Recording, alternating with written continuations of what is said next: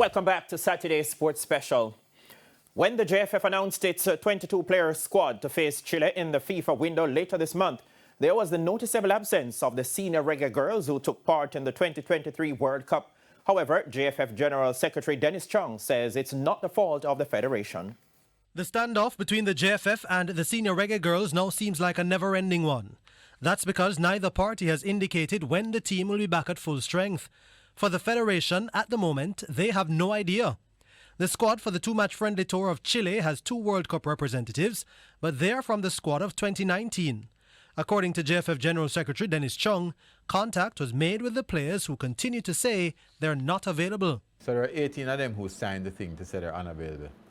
The other 8 college players, including one of them who signed the thing, we reached out to them for this Chile game and said, we would like for you to come and play this game, and they said they're unavailable. I do not think that we can do anything else, and you can't force somebody to play football. So what we have to do is we have to select from the persons who are willing to play football for Jamaica. But Chung made it clear that the JFF is not in a better place without the players and that local football's governing body has not moved on from them. No, the ideal situation, which is why we asked them if they're available, is that we want everybody available for selection. Because I'm sure that we can find a stronger team with everybody available. And that's what we want. And that is why we asked, are you available? And also missing in action from the recent post-FIFA Women's World Cup Coaches Forum in Zurich was current interim Reggae Girls head coach Xavier Gilbert.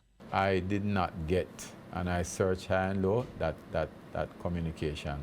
I understand that the communication went to someone who was a former coach. Which someone is that? I'm not going to say it. I didn't call the former coach either. The former coach? Yeah, to find out. No, I didn't call, but the contact was made. And the person acknowledged receiving? That's what I understand, yeah. As for a new coach to replace Lauren Donaldson, whose contract was not renewed last year, Chung says there is no rush at the moment. And the last communication I had is that because we're in no serious competition now, right, they're going to take their time and get a proper coach. Jonathan Morgan out of England was highly touted to replace Donaldson, but he has since been fired by Sheffield United's women's team amidst an FA investigation into misconduct relating to one of his former players. Jordan Fort, TVJ Sports.